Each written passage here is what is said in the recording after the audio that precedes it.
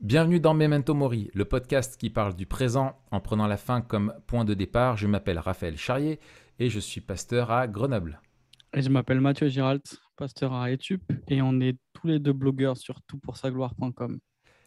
Et aujourd'hui, on a la grande joie d'accueillir Frédéric Bican. Salut Fred.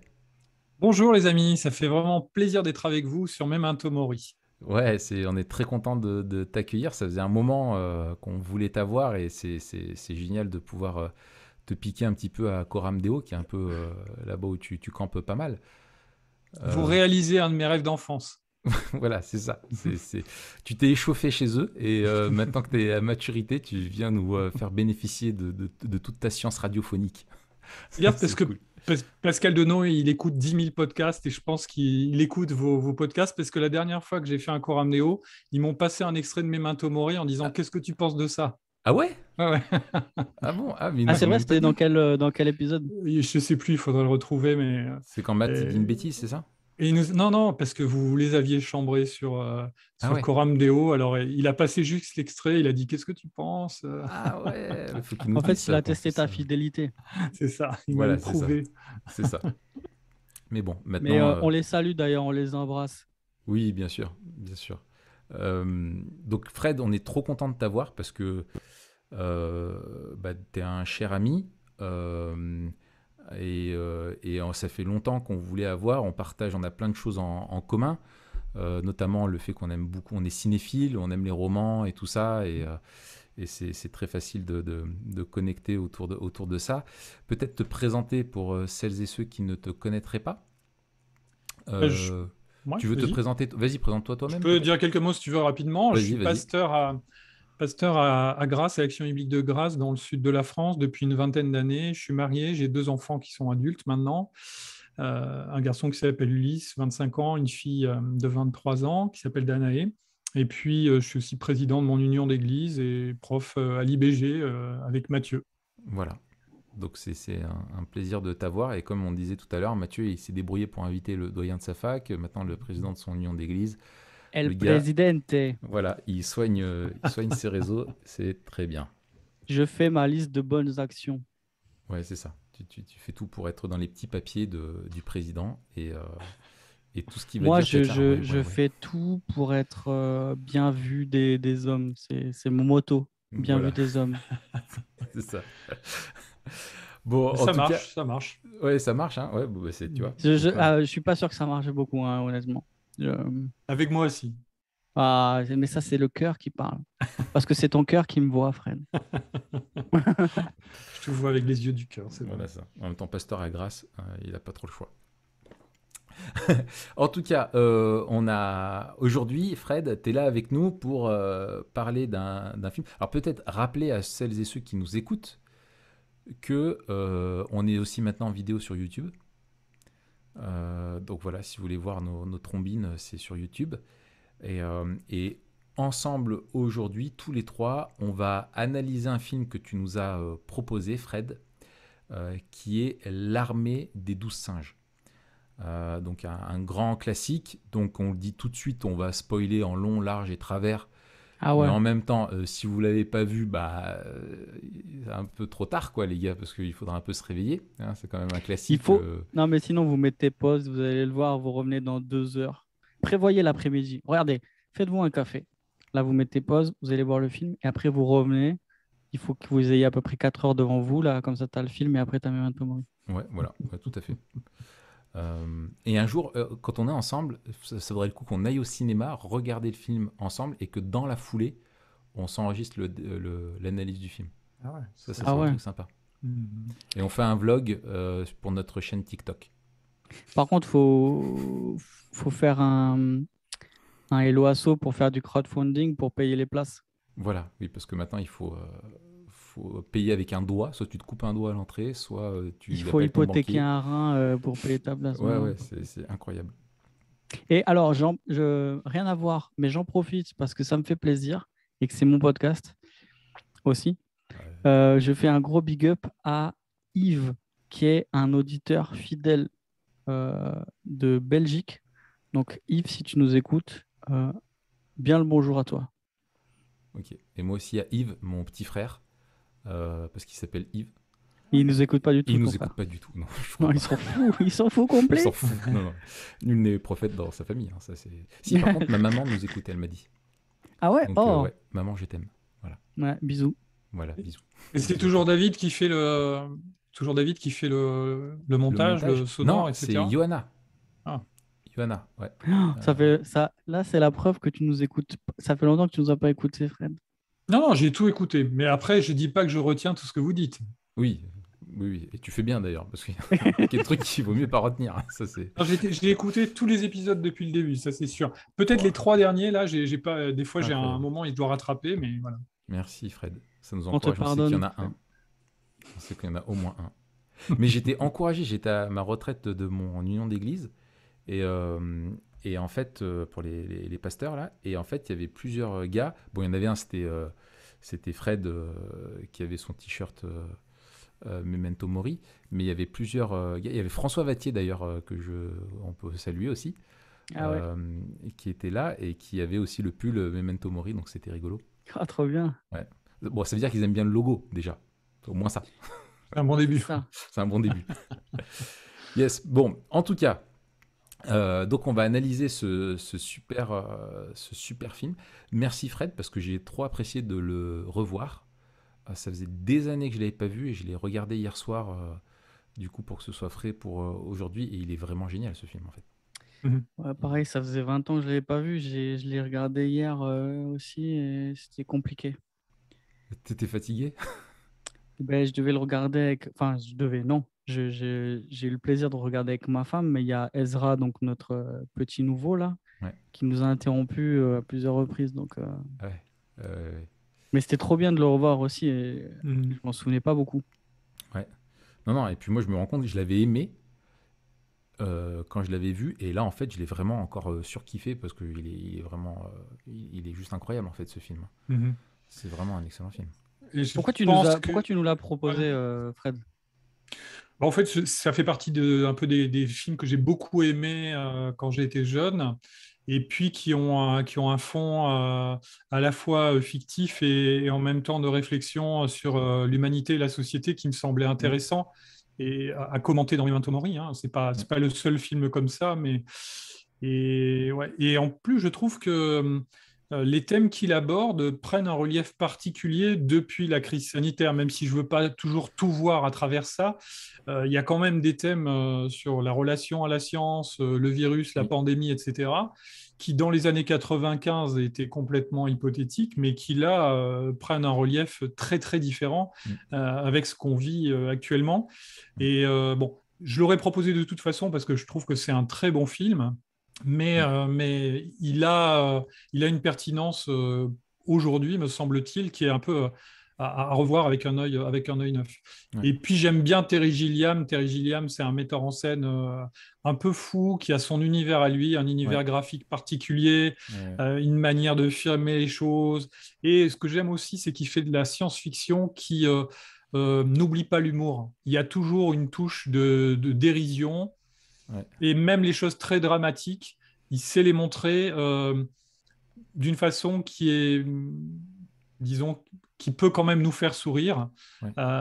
Et ça, je trouve ça, enfin, c'est particulier, quoi. C'est Mm. parce qu'il vient de l'univers des Monty Python, et puis bon, il a développé après sa propre filmographie. Bon, Ouais. on aura peut-être l'occasion d'en parler, mais il y a beaucoup de points communs entre L'Armée des 12 singes et puis le film, à mon avis, le plus grand film de Terry Gilliam qui s'appelle Brasil.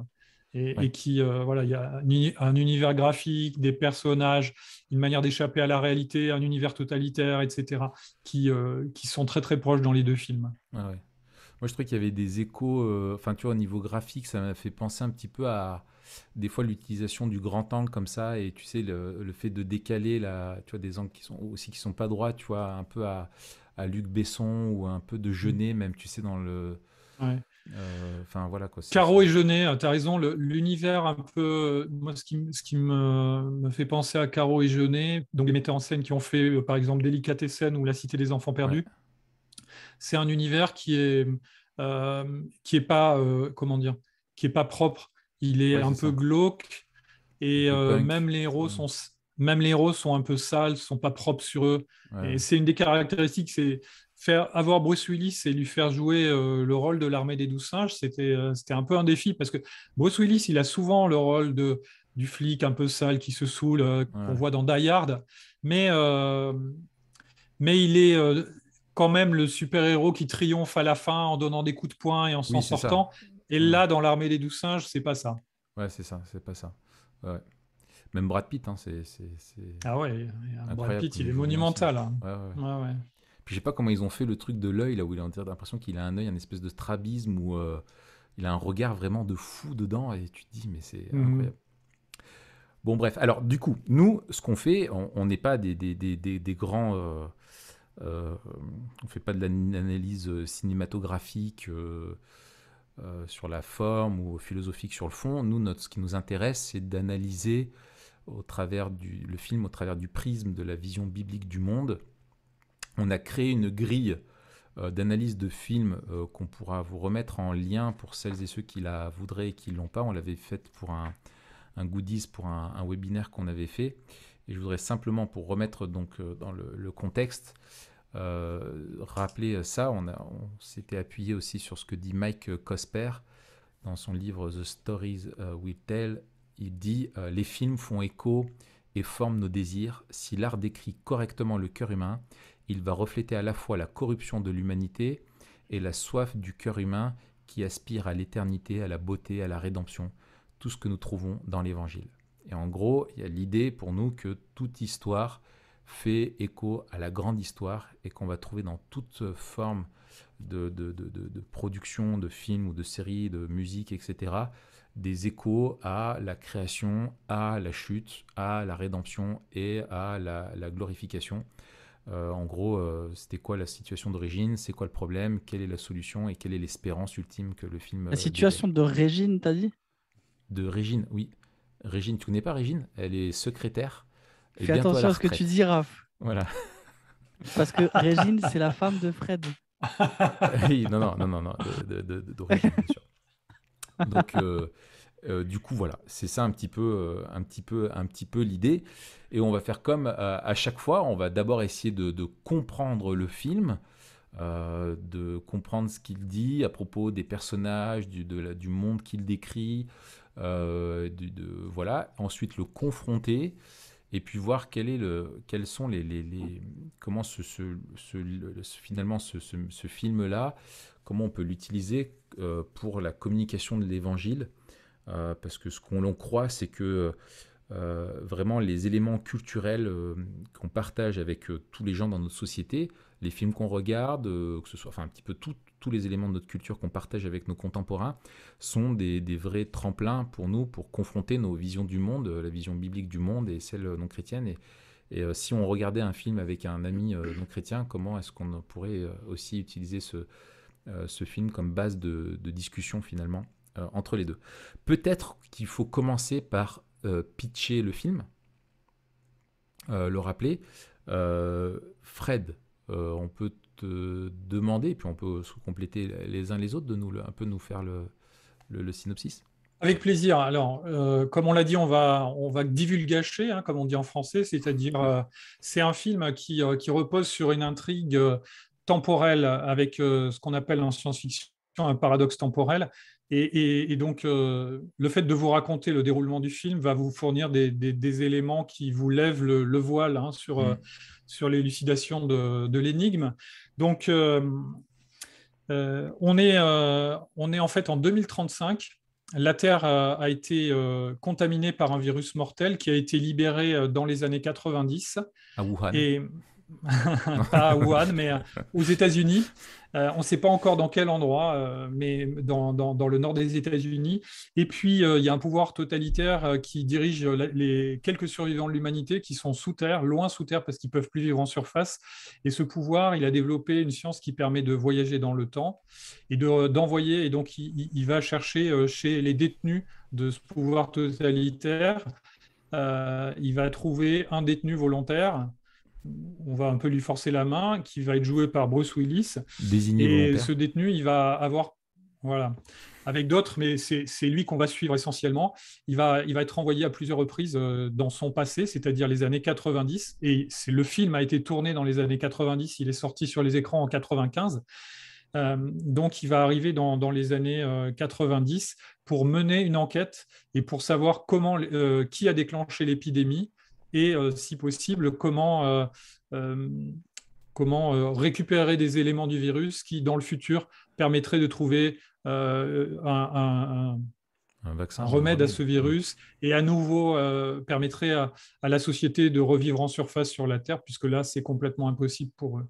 Donc voilà, ça c'est l'annonce très très générale, et on va suivre l'enquête de Bruce Willis. Donc Bruce Willis, c'est le nom de l'acteur, bien sûr, mais le personnage s'appelle James Cole.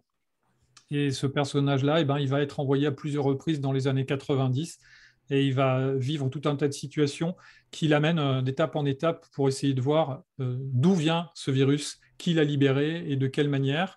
Et pendant une partie du film, il suit une fausse piste, notamment d'un groupe d'activistes, on va dire, aujourd'hui on dirait végans, qui s'appelle l'Armée des 12 singes.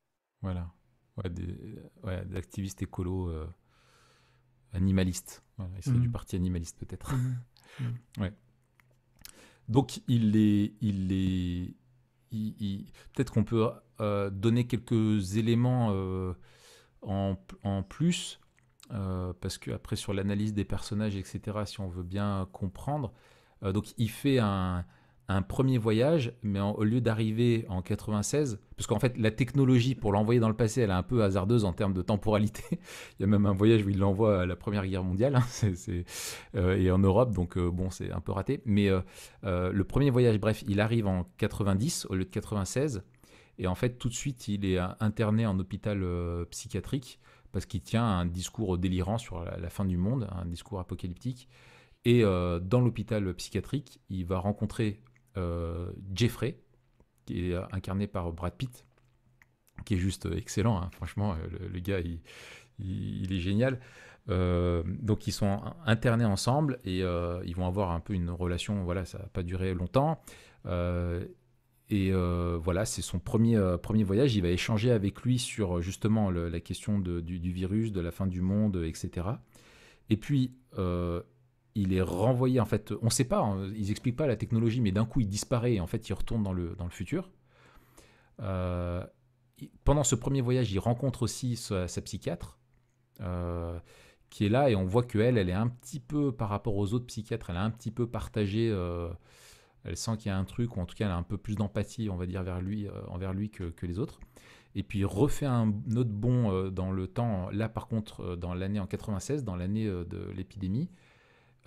Et là, il va la prendre en otage pour l'amener avec lui, parce qu'il a compris, en en récoltant des indices, que c'est ce fameux Jeffrey, son pote, qui était avec lui en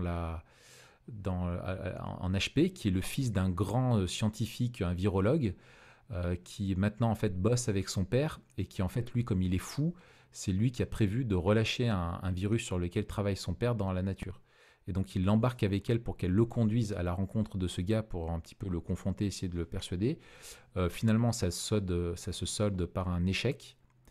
Et puis la suite, du coup, il repart, enfin il retourne en 2035, pardon.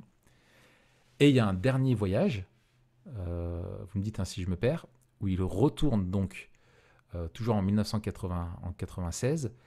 Et là, pendant ce temps-là, la femme, la psychiatre, a été convaincue qu'il venait vraiment du futur, parce qu'il avait fait des révélations sur des faits divers qui se sont en fait accomplis. Et il n'y avait qu'en connaissant le futur qu'il aurait pu prédire, qu'il pouvait annoncer ça. Et donc, elle le croit et elle va l'aider jusqu'à une scène. Elle va l'aider, et puis en fait, lui, à force de faire des allers-retours, il devient lui-même un peu fou. Hein, ça lui flingue le cerveau, on va dire, hein, on peut le comprendre. Et finalement, il décide, face au côté inéluctable, plutôt de partir tous les deux. Elle veut l'amener voir la mer qu'il n'a jamais vue. Et en fait, il se rend compte, arrivé à l'aéroport pour prendre l'avion pour l'amener au bord de la mer, qu'il est dans l'aéroport. En fait, il y a une vision qu'il avait depuis qu'il était jeune, où il voyait un homme se faire tuer dans cette scène d'aéroport. Et en fait, il réalise à ce moment-là qu'il s'est planté complètement sur la piste de l'armée des 12 singes, qui en fait étaient juste des écolos un peu allumés, mais qui voulaient simplement libérer des animaux d'un zoo. Donc c'était une fausse piste, mais que par contre, un collaborateur du virologue, là, le père de Jeffrey, est lui l'homme qui est derrière le complot, quoi, et qui veut relâcher le virus. Il le voit dans l'aéroport, et en essayant de le poursuivre pour l'arrêter, il se fait abattre par la police. Et là, il y a une fin un peu énigmatique. Je ne sais pas comment vous la décririez. Vous la décrivez pas. Une fin énigmatique. Dans le sens où il y a une fin énigmatique. Ouais, pardon. Vas-y, Fred. Je disais C'est-à-dire qu'il y a le paradoxe du grand-père, quoi. Là, tu veux dire dans le sens où quand lui, il est enfant, il se voit être abattu en étant adulte. Et ça, c'est un rêve qui le hante pendant toute sa vie, puisque régulièrement, pendant le film, on voit qu'il fait ce rêve et on voit cet enfant et on voit cet homme tomber. On ne sait pas qui c'est, mais au fur et à mesure, on comprend que ça va être lui. Et on voit la scène donc qu'on appréhende. Ouais. Ça, c'est le premier élément. Mais je pense que la scène énigmatique dont tu parles, c'est le fait que à la fin, dans l'avion, à côté du bioterroriste qui va répandre le virus dans le monde, on trouve une des scientifiques qui fait partie du pouvoir totalitaire de 2035. Voilà. Et donc, ça veut dire que d'une certaine manière, James Cole a réussi son enquête puisqu'il a réussi à mettre en contact ses employeurs du futur avec celui qui a initié la pandémie dans les années 90. C'est ça. Sauf que le virus a déjà été répandu dans le hall, un petit peu, une fiole a été répandue dans le hall de l'aéroport. Voilà un petit peu pour le résumé du film. Pour le pitch du film que tout le monde doit avoir vu, en fait. On leur a dit d'aller le voir. Ah oui, c'est plus qu'un pitch là, hein. C'est vraiment un résumé, on a tout révélé. Mais bon. Non, et puis les gens sont extreme ownership, quoi. Si t'avais pas vu et que t'as regardé ça alors qu'on t'a prévu, bah tant pis pour toi, quoi. C'est à un moment donné. Après, ça peut leur donner envie de le voir aussi. Hein, ah oui. Et puis c'est un film, même si tu connais la fin, t'as tout le plaisir de le revoir parce que c'est un vrai bon film. Et je pense que c'est une des marques d'un vrai bon film, quoi. Et, entre nous là. Ouais. Est-ce qu'il n'y a pas la rupture du paradoxe du grand-père ? Le paradoxe du grand-père, dans les énigmes temporelles, c'est que si ton moi du passé meurt, alors ton moi du futur ne peut pas exister. Oui. Là, c'est un peu inversé. Mais rappelez-vous, dans Retour vers le futur, je ne sais pas lequel, c'est peut-être le 2, où il doit vite se sauver dans le passé avant que la photo s'efface. Là, mais parce c'est que le dans 1. le futur... C'est dans le 1. Ou c'est l'inverse. C'est le 1 ? C'est dans le 1. C'est que si sa mère tombe amoureuse de lui mais pas de son père, du coup lui il n'est pas. C'est ça. Et du coup il est effacé de la photo. Et donc là en fait, est-ce qu'il n'y a pas un truc qui cloche quand lui petit se voit mourir adulte ? Non, parce qu'il ne sait pas petit que c'est lui. Non, parce que déjà il meurt quand même à ce moment-là. Non, mais c'est pas lui qui se tue. Le paradoxe temporel, c'est l'inverse. C'est-à-dire, c'est toi qui viens adulte et qui te tue en étant enfant. S'il était venu en étant adulte et qu'il s'était tué, qu'il avait tué lui-même quand il a 10 ans dans l'aéroport, à ce moment-là, il n'aurait pas pu vieillir et arriver à être adulte. C'est pas que tu te tues, c'est que on te tue. C'est comme dans Terminator. Le T500 c'est le 500 qui est envoyé pour sauver Connor avant que la rébellion, avant que les méchants le tuent pour que dans le futur il le délivre pas. Oui, c'est ça. Où on te tue toi ou ton géniteur avant que tu sois en âge de faire ce que tu es censé faire dans le futur. Ouais, c'est ça. Mais là, c'est l'inverse. Si tu veux, là, c'est que simplement le gamin, il s'est vu adulte en train de faire quelque chose. Mais alors, mais il y a une boucle. C'est ça. Alors, certains films de science-fiction vont dire qu'il ne peut pas y avoir 2 fois le même personnage dans la même scène, sinon ça fait un truc quantique, etc. En fait, on dit ce qu'on veut, hein, c'est de la science-fiction. Ça fait une boucle. Ouais, ça fait une sorte de boucle. Parce que sinon, en fait, il est condamné à revenir tout le temps et à se voir mourir. C'est l'anneau de Mobius, quoi. Mais je suis pas, non, c'est pas tout à fait ça. C'est simplement que l'histoire linéaire, à un moment, elle a une boucle, mais il y a quand même un début, une fin, et une période après laquelle il n'existera plus, et une période avant laquelle il n'existait pas. Il y a pas le paradoxe temporel quand il est supprimé. Et ça ferait un univers parallèle. Donc, des fois, on s'en sort en disant ça crée une réalité alternative qui est un deuxième futur. Mais là, j'ai l'impression que le parti pris de Terry Gilliam, c'est de dire, et ça sera intéressant sur le plan théologique d'en parler, qu'il y a un caractère inéluctable du temps. Bruce Willis le dit plusieurs fois dans l'enquête. Il dit ceux qui m'envoient, ils ne cherchent pas à empêcher le Oui, virus de se répandre. Ce qui est passé est passé. Ce qu'ils cherchent, c'est un remède pour le futur. ouais, c'est ça. Et il y a une sorte aussi dans l'histoire d'amour qui finit par unir le docteur Rey, qui est joué par Madeleine Stowe, et puis donc la psychiatre, et puis James Cole, qui est joué par Bruce Willis. Il y a un caractère inéluctable qui fait que depuis le début, ils ont l'impression l'un et l'autre de devoir se rencontrer, etc. Et moi, j'ai l'impression que le parti pris par rapport au temps philosophique de Terry Gilliam, c'est de dire que ce qui se passe est inexorable et qu'on ne peut pas revenir en arrière, même si on envoie des gens. De toute façon, ce qui va se passer est inexorable. Et ça pose la question, quel est le but de la scientifique à la fin du film, quand elle est à côté du bioterroriste? Est-ce que son but, c'est d'empêcher la pandémie, ou est-ce que son but, c'est de récupérer un élément de pouvoir pour le futur en 2035? Ouais, c'est ça. Oui, moi, parce Et que on j'ai pose regardé la beaucoup question aux cette... dirigeants de Pfizer. c'est ça. Eux ont Hein? la réponse. Eux ont la réponse. Parce que moi, j'ai regardé un truc aussi qui disait, bah, en fait, non, ça montre qu'ils font partie du complot. Et que Ouais. c'était un moyen d'établir le totalitarisme où, bah, en fait, non, comme elle est là, du coup, elle récolte elle aussi des infos.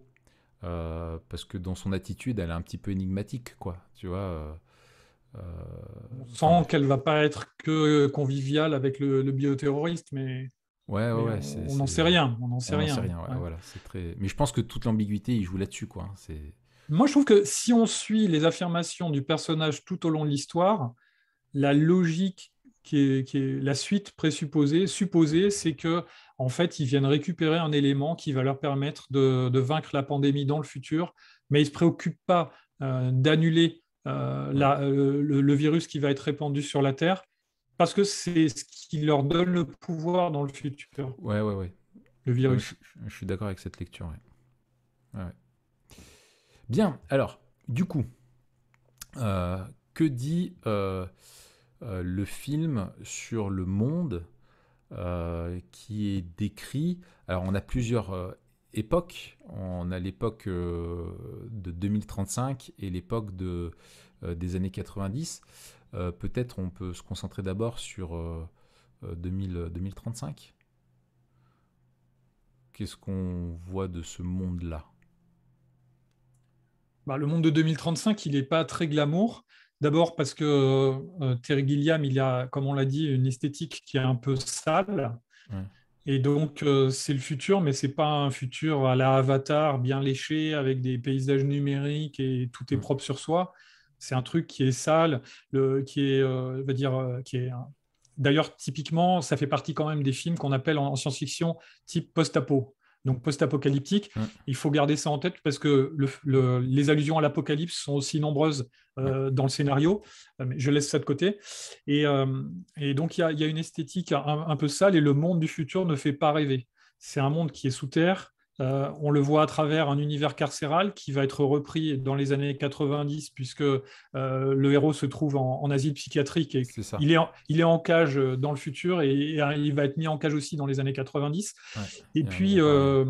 les scientifiques, ils sont volontairement, tous les décors sont, on dirait, des bricolages, des collages de morceaux de mécanique empruntés au passé des années 90. Paradoxalement, on est en 2035, mais voilà, ils ont une science, mais elle a l'air de marcher avec des choses qui ont été rafistolées. Et on n'est pas du tout avec comment dire, des combinaisons spatiales super classe ou à la Warhammer, le super guerrier qui va avoir des bras mécaniques, etc. En fait, on l'emballe dans des espèces de sacs plastiques, on lui met des pinces électriques, des diodes électriques qui vont être accrochées sur le visage et sur le corps, etc. Il a l'air un peu ridicule avec des bottes en plastique. Il se met des gants en latex partout. Il est ridicule, Bruce Willis, quand on l'emballe pour voyager dans le temps. Et ça fait pas du tout envie, quoi. Donc, c'est un univers qui est risible. Je pense qu'il y a volontairement un regard, disons, critique dans la façon de présenter le futur, qui prend un peu à contre-pied la façon dont habituellement le futur est présenté dans les films de science-fiction. Et puis, il y a une volonté aussi de casser le personnage du héros qui est jamais à son avantage, jamais mis à son avantage. Et puis cet univers du futur, il est effrayant aussi parce que, en dehors de l'aspect carcéral dont on parle, il est dirigé par des scientifiques qui ont tous des têtes de caricature.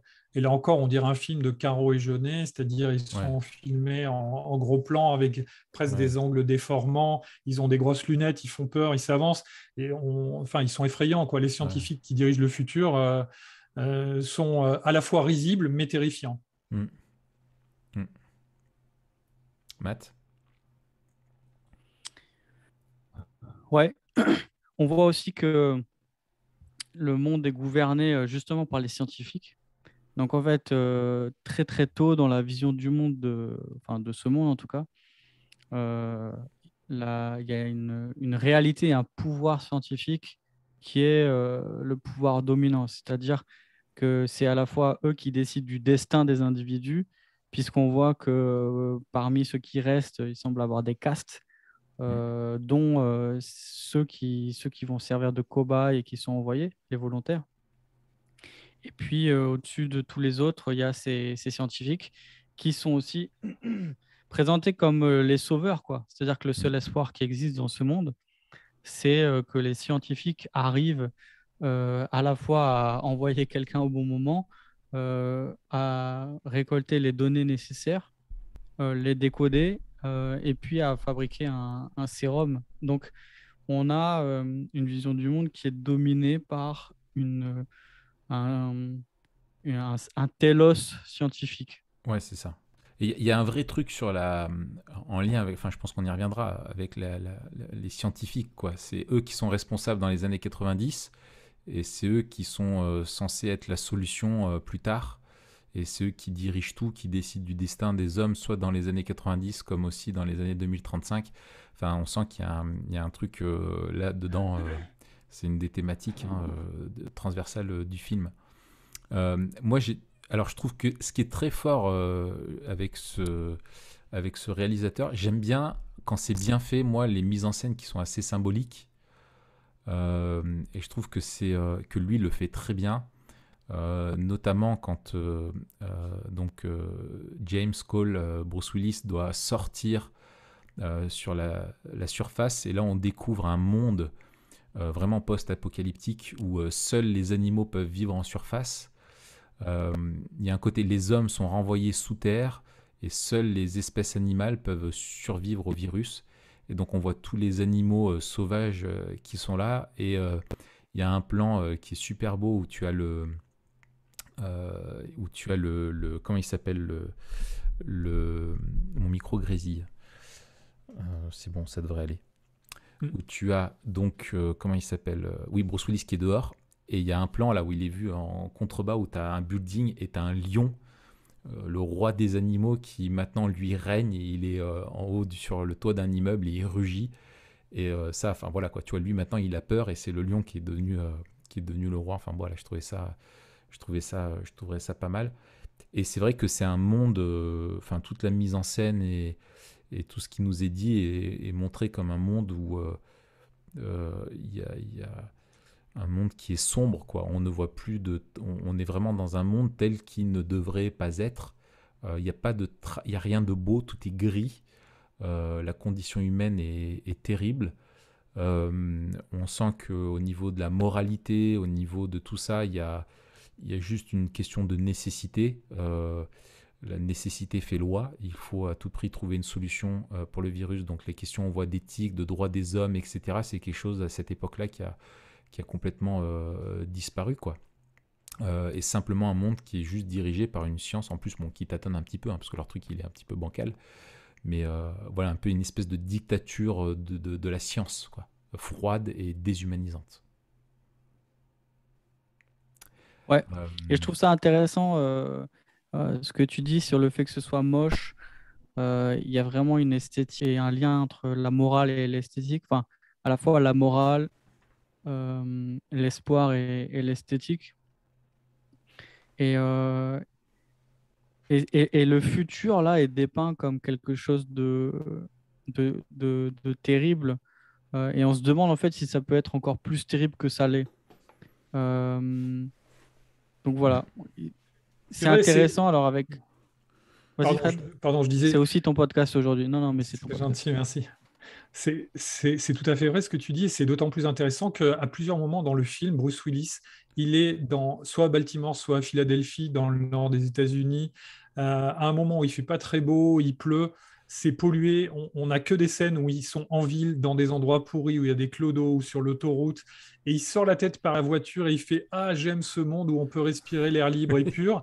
Et Madeleine Stowe, elle le regarde comme ça en disant «Mais il est fou, il n'y a rien de pur, on est au ouais. centre d'une métropole américaine des États-Unis de la fin du XXe siècle. Mais si, ça peut être pire parce que lui, il vient d'un endroit où on ne peut même pas survivre à la surface de la Terre. Ouais, c'est ça. Ouais. Et alors, bah, du coup, si on regarde du côté du monde des années 90, tu as commencé à dire, finalement, on voit c'est Philadelphie et Baltimore. Baltimore, ouais. On voit qu'il y a vraiment ouais, un contexte qui est aussi assez sombre. En fait, ça correspond à une époque aussi où les années 80, c'était vraiment le côté, disons, on était à la fin des 30 Glorieuses, on arrivait un peu au sommet, hein, dans les années 80 et puis les années 90. Il y a le sida aussi.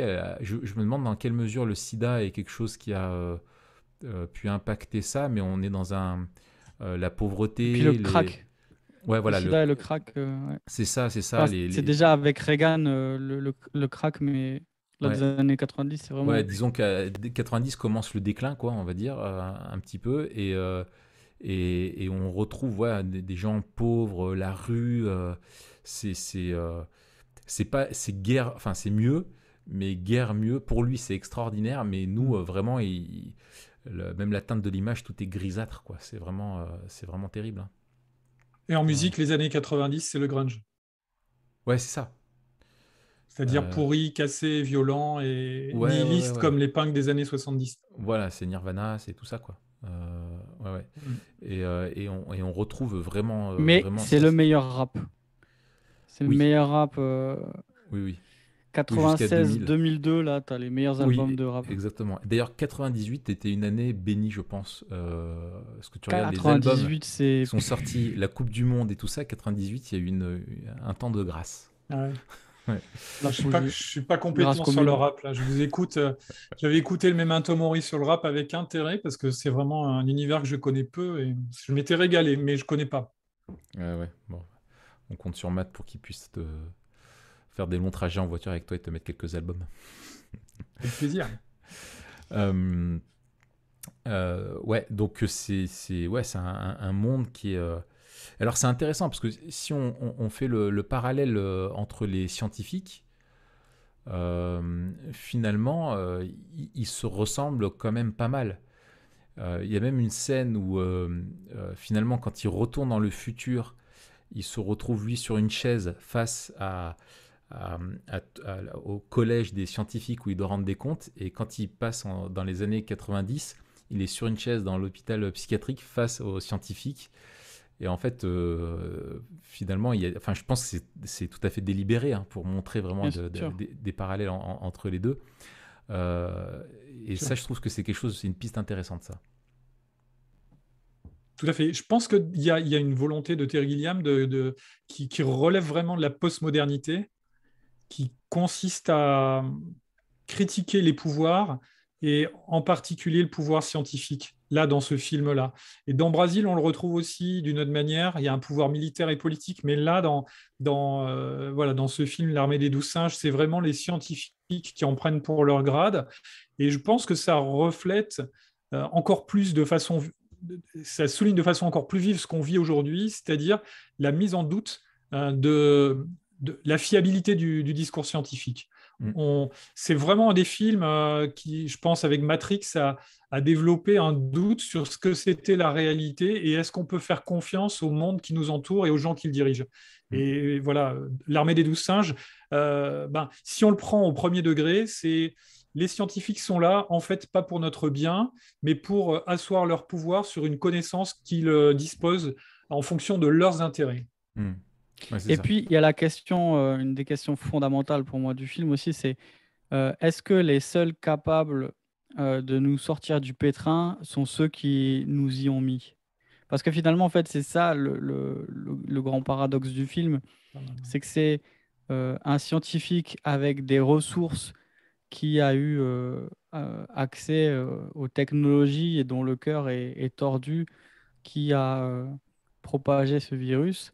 Et finalement, ce sont aussi des scientifiques avec des ressources qui voudraient enfin, rétablir un petit peu le semblant d'humanité qui pourrait rester. Avec cette question, sont-ils vraiment différents avec ce que tu as soulevé, Raph, effectivement, quand tu regardes euh, ceux qui le, ceux qui le prennent pour un fou et ceux qui l'envoient dans le passé, et finalement en le prenant aussi pour un fou. C'est-à-dire que ils se rendent compte que c'est peut-être lui le seul espoir parce qu'il a certaines capacités. Il est un petit peu ingérable, mais il tente un coup de poker en l'envoyant, quoi. Ouais, c'est ça. Et tu as le. Moi, je trouve que tu as un traitement des scientifiques comme dans un film moyenâgeux où on traite la religion, tu sais, comme en fait, des espèces d'obscurantistes, quoi. Ils sont tellement dogmatiques. Et à un moment donné, elle dit, hein, c'est la psychiatrie, c'est la dernière religion. Nous décidons de ce qui est bien et mal, de qui est fou et qui ne l'est pas. Et le fait que les psychiatres sont les grands prêtres finalement de cette vision-là du monde. À un moment donné, c'est Jeffrey qui dit la vérité et ce qu'on trouve normal. Il n'y a pas de bien, il n'y a pas de mal, il y a juste l'opinion populaire. Et si tu la partages pas, si tu n'es pas mis dans la case des normaux, alors tu es fou. Et c'est eux qui, un espèce de totalitarisme qui est vraiment présent, quoi, avec une critique vraiment qui est très forte de ça. Hein. Et tu fais bien de parler de prêtre parce que c'est vraiment la question du sacrifice. C'est ce qu'il dit au début Mm. quand José il dit à Jim, Un call, ouais. enfin James, qui dit bah tu vas partir, etc. Et là il sait très bien qu'il va à la boucherie quoi, Ouais, qu'il est sacrifié en fait, ouais.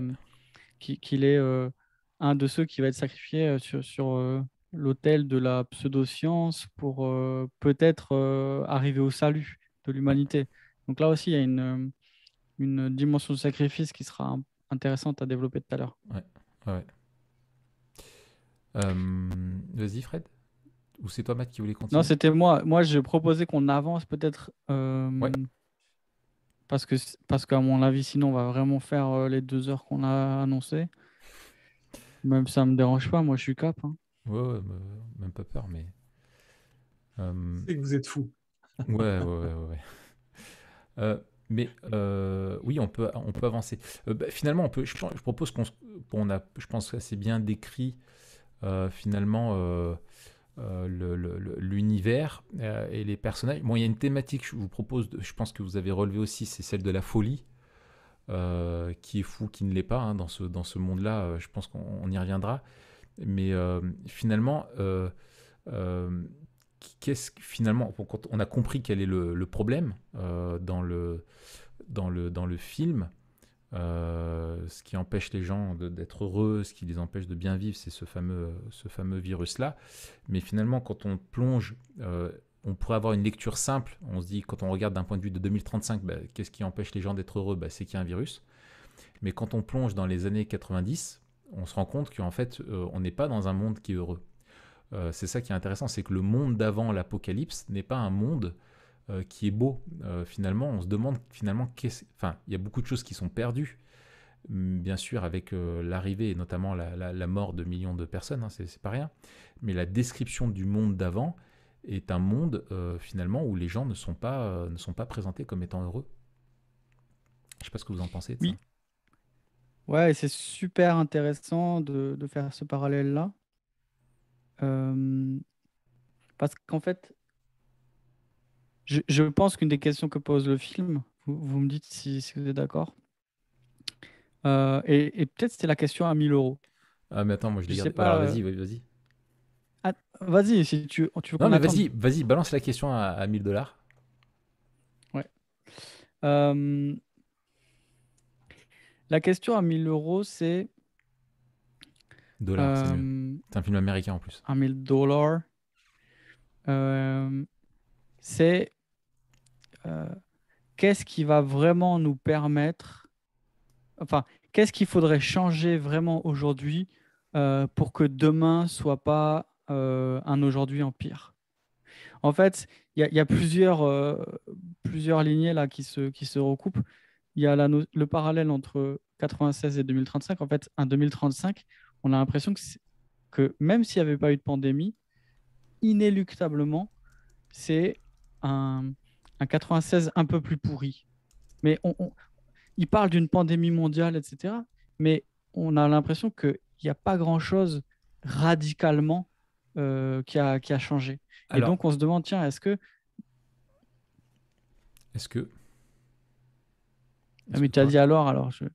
Oui, oui, non, enfin, juste là-dessus, c'est à un moment donné un des personnages, l'assistant, en fait, le vrai responsable de la pandémie, lui, il dit, mais à un moment donné, il intervient dans le film, là, dans la séance de dédicace de la psychiatre, et il lui fait la remarque, il dit, mais que ce soit en gros un virus ou un problème nucléaire ou la surpopulation, enfin, pour lui, c'est inéluctable, il va y avoir un côté cataclysmique, quoi. Si ce n'est pas un virus, c'est autre chose. Il y a un côté fataliste, on va vers la destruction de l'humanité. Ouais.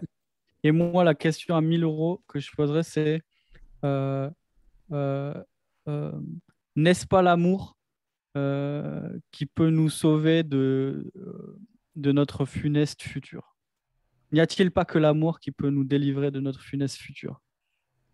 En fait, la seule chose qui fait échapper le, le, le côté inéluctable, la folie, parce qu'en fait, aussi, comme tu l'as dit, au fur et à mesure du film et au fur et à mesure où on s'approche d'une possible euh, résolution du problème, parce qu'à chaque fois, on a plus d'éléments qui revient au Mhm. bon endroit, en trouvant les bonnes personnes, les choses commencent à s'aligner, le personnage devient de plus en plus fou. Et c'est quoi la seule solution pour ça? Et c'est de s'extraire de tout ça, en fait. Et c'est ce qu'ils veulent faire. C'est la seule fuite possible. C'est cette histoire d'amour qui traverse aussi le film et qui élève aussi tous les problèmes scientifiques. Donc moi, je pense vraiment que la question de l'amour, elle est fondamentale au film et que ça commence et que ça finit comme ça, d'ailleurs. Le, le, le, dans les histoires, il faut toujours regarder le début et la fin. Et là, tu comprends en fait le film est à propos de quoi. C'est pareil Ça, faut en dans faire Jurassic une Park. citation Instagram, ça. Dans les histoires, faut toujours Ouais. regarder le début et la fin. Non, mais tu regardes Jurassic Park. Ouais. Ça, il y a un super livre. Si vous intéressez au storytelling, c'est ça. C'est. C'est mon épouse qui me l'avait offert. Ça s'appelle Story Worthy de Matthew Dix. C'est comment raconter des histoires, comment on raconte des histoires et comment les histoires sont racontées. C'est excellent. Et lui, il fait un commentaire de Jurassic Park et il dit, mais Jurassic Park, c'est pas une histoire de dinosaures. Jurassic Park, c'est l'histoire de quelqu'un qui croit pas en l'amour et qui commence le film en disant, moi, les enfants, c'est que des morveux, j'en veux pas, c'est dégueulasse. Et en fait, qui va être forcé d'être avec deux enfants pendant tout le film et qui va devenir cette figure paternelle qu'ils n'ont pas et qui à la fin va les aimer. C'est ça l'histoire de Jurassic Park. Au milieu, il y a des dinosaures pour nous faire passer le temps et pour faire passer l'histoire. Et je pense que l'histoire de l'armée des douze anges, c'est une histoire d'amour. C'est en fait qu'est-ce qui peut faire sortir cet homme qui commence et qui est seul, qui est abandonné, qui a aucun but, qui est complètement asservi par une élite, qu'est-ce qui peut lui donner un sens à sa vie? C'est cette relation qui va naître. Et en fait, ça vaut même la peine de mourir s'il est accompagné de cette femme plutôt que de vivre tout seul dans un futur comme ça. Ouais, c'est pas mal. C'est pas mal. On retrouve ce thème-là dans Brasil, l'autre film enfin, le grand film de Terry Gilliam, à mon avis, où il y a justement le personnage qui est confronté comme ça à un univers futuriste incohérent, dictatorial, très oppressif, et qui s'échappe de cette réalité oppressante parce qu'il tombe amoureux d'une résistante, en fait, qui est clandestine et qui résiste au pouvoir central.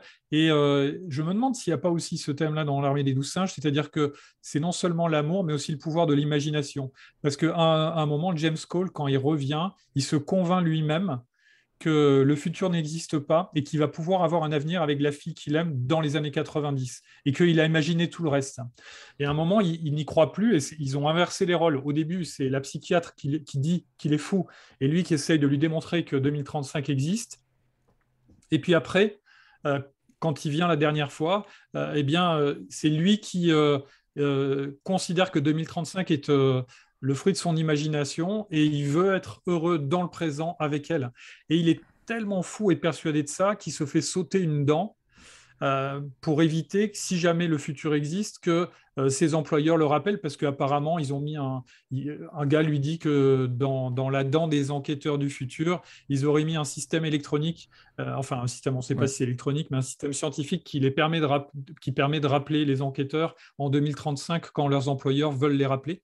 Et donc, il se fait sauter la dent. Alors, on ne voit pas vraiment, mais on voit qu'il rentre dans une salle de bain avec un couteau et il sort avec la bouche ensanglantée et c'est vraiment sale comme scène.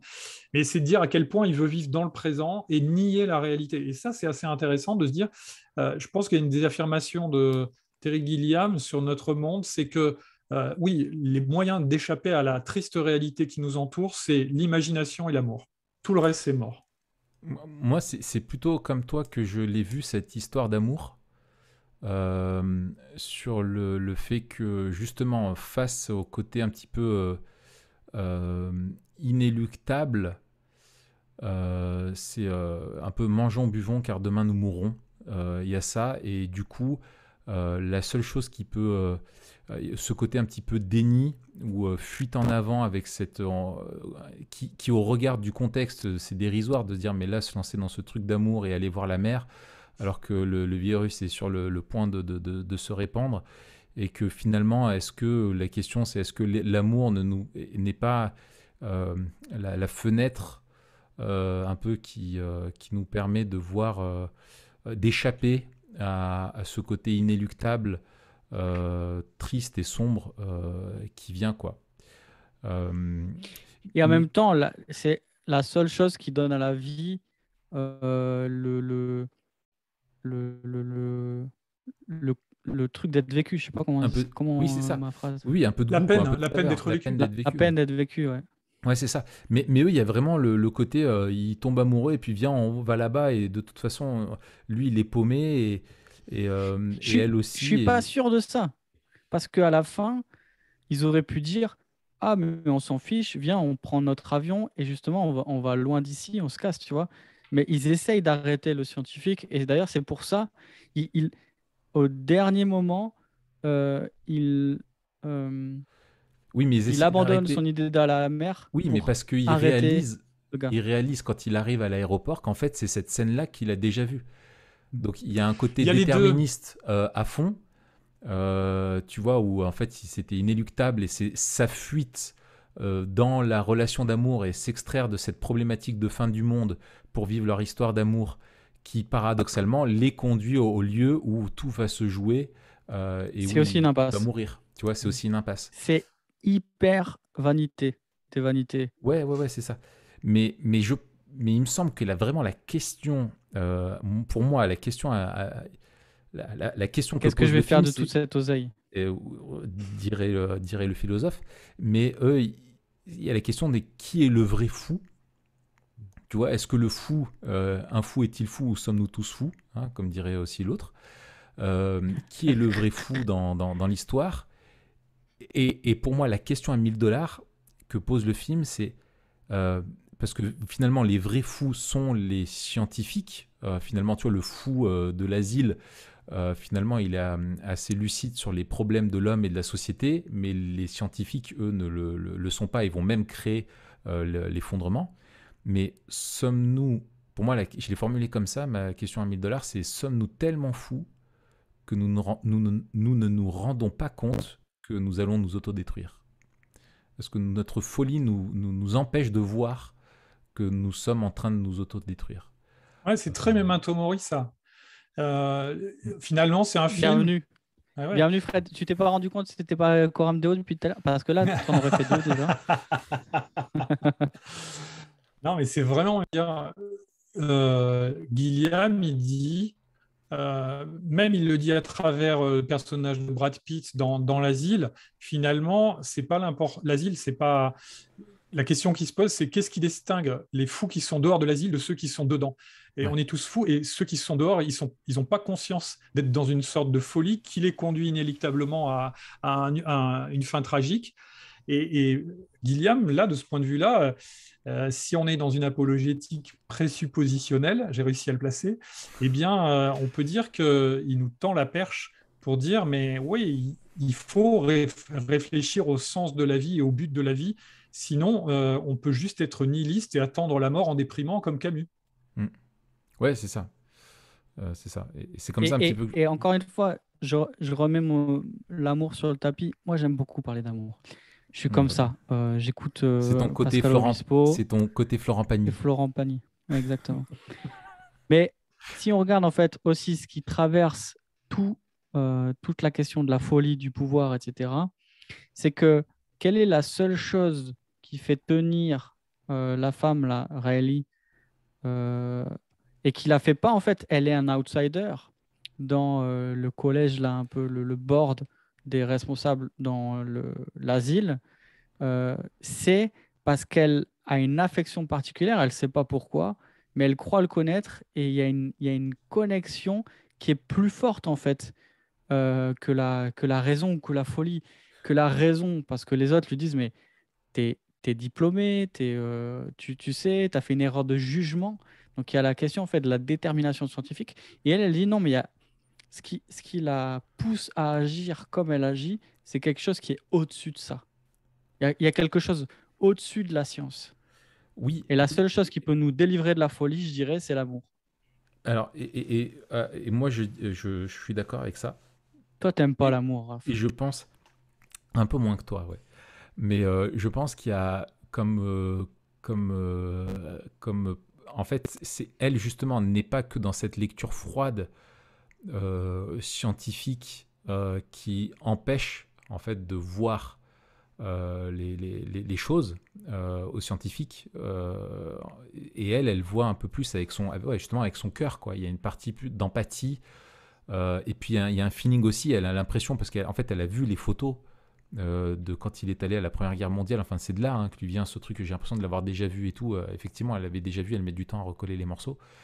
Mais elle est, elle est pas que dans une lecture qui est scientifique. Et il y a une phrase très intéressante. À un moment donné, elle dit « Je commence à perdre la foi ». Et alors qu'en fait, elle la trouve en ce que lui est en train de lui dire. En fait, elle perd la foi dans tout ce qu'elle sait, elle remet ses convictions, elle remet tout en question pour s'ouvrir à une réalité où il y a des choses dans ce monde réel qui échappent à la science, quoi. Alors que les autres qui basent leurs décisions simplement sur des observations scientifiques ne peuvent pas croire le discours d'un mec un peu prophète, quoi. Et d'ailleurs, il y a lui qui dit qu'il vient du futur, et dans l'HP, il est avec un mec qui dit qu'il vient en même temps d'une autre planète, quoi. Enfin, tu vois, ils sont côte à côte.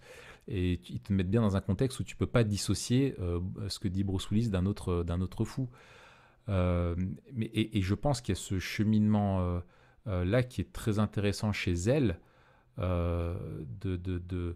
d'avoir une écoute de l'autre qui est pas juste scientifique et rationnelle. Ou même dans ce monde-là en 90, c'est ça. C'est intéressant, c'est que quand elle fait face aux flics et qu'elle essaye après elle de les convaincre que finalement, d'ailleurs le flic c'est celui qui joue dans Unité spéciale pour les victimes, là, un des trucs, on avait fait un podcast là-dessus, là. Ouais, je l'ai reconnu, il est tout jeune, c'est marrant. Bref, exactement, tu sais, tu le vois dans le bureau, t'as envie de faire clong clong. un réflexe comme ça, tu sais. Et en fait, elle essaye de le convaincre, et lui dit, et en gros, il lui fait référence au syndrome de Stockholm. Donc Ouais. même le flic a une lecture psychanalytique du truc, et tu vois que tout est enfermé en fait dans cette lecture scientifique de tout, même un flic, quoi. Tu vois, et il lui fait comprendre Mais qu'elle parce que parle c'est de aussi trucs qu'il en la fait. justice qui est aveugle. Ouais, Enfin, vraiment, il y a un aveuglement de tous les pouvoirs, comme disait ouais, Fred. exactement, exactement. Et tu as eu, je sais, dans les années 90 aussi, enfin, je veux dire, c'est une période où, enfin, s'il y a autant une charge aussi forte au niveau de la psychiatrie, c'est pas pour rien, quoi. Tu vois, c'était un côté vraiment médicament, boum, boum, boum, on y va un peu brutal comme ça. Et il y avait des critiques vraiment qui étaient assez fortes. Et finalement, il y a des thérapies un peu qui ont évolué et qui sont moins chimiques et moins violentes. Enfin, la psychiatrie de 2000, des années 2020 n'est pas celle des années 90, quoi. Ça, c'est évident, quoi. Il y a un autre syndrome, en dehors du syndrome de Stockholm, qui vient en vis-à-vis, c'est le syndrome de Cassandre, Ouais, qui fait allusion à ce personnage, cette qui est femme de expliqué, ouais. l'Antiquité, Ouais, qui était maudite par les dieux, et elle a été condamnée à faire des prophéties vraies, mais que personne ne croirait jamais. ouais, Et donc, ce syndrome de Cassandre, on le voit dans le personnage de Bruce Willis ouais, qui essaye d'expliquer et de prouver sa crédibilité, mais que personne ne croit. Et il est mis en abîme avec les prédicateurs évangéliques qui sont dans la rue à Philadelphie dans les années 90. J'ai pas réussi à lire le verset. Je crois qu'il y a un gars qui est dans la rue, là, au milieu des ouais, poubelles, des ouais, ouais, clodos, ouais. etc. Et derrière, on voit une sorte d'église avec une façade. Et j'ai pas fait arrêt sur image pour lire le verset, mais on voit bien que c'est le thème de l'Apocalypse en tant que verset, que livre biblique revient à travers Et ce lui dit, tu es personnage et l'un des aussi dans nôtres. la con.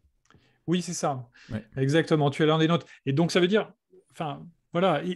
Et puis, même dans les conférences que fait la psychiatre, donc, elle aborde ce thème comme un phénomène constant de toutes les sociétés. Il y a toujours des gens qui crient au loup et qui sont déclinistes, etc. Et qui disent que c'est bientôt la fin du monde. Et elle cite l'Apocalypse aussi à plusieurs reprises. Donc, il y a ce thème-là de dire, je ne sais pas si, enfin, si Gilliam, il est en train de nous dire peut-être que la religion a quelque chose à nous dire, ou c'est une folie de plus dans un univers qui ne sait pas où il va. Ouais. Je pencherais peut-être un peu plus de ce côté-là, a priori, comme ça, mais après, faut mieux connaître le gars, quoi. Pour avancer, les gars, je vous pose la question finalement sur le. Attends, je l'ai là. Je Ah l'ai oui. le truc. T'as chopé le verset? Non, attends, faut que je fasse un petit. Il est en train de regarder le film en Un même temps. petit. Voilà. Euh, Finalement, sur la question, vraiment sur la.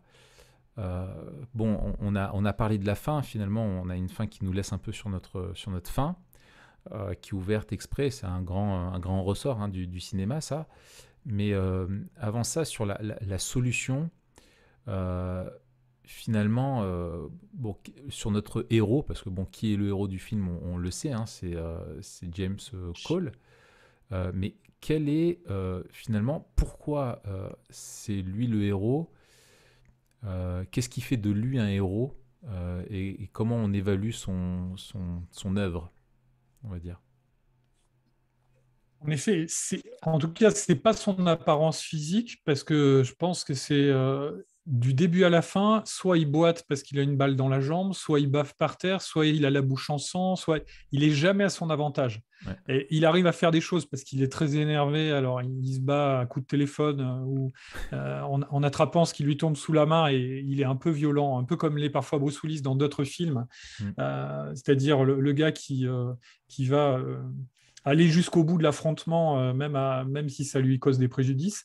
Et donc, de ce point de vue-là, il prend un peu à contre-pied le héros propre sur lui. Par contre, c'est le héros dans le sens où il est passé d'un univers désabusé. Et là, je rejoins un peu ce que dit Mathieu. Il est passé d'un univers désabusé. Au début, il ne veut pas être volontaire pour la mission. Il est en cage. Il essaye d'échapper à la mission, etc. Et il est obligé d'y aller, mais il n'a pas le choix. Mais lui, il serait bien resté dans sa prison de 2035.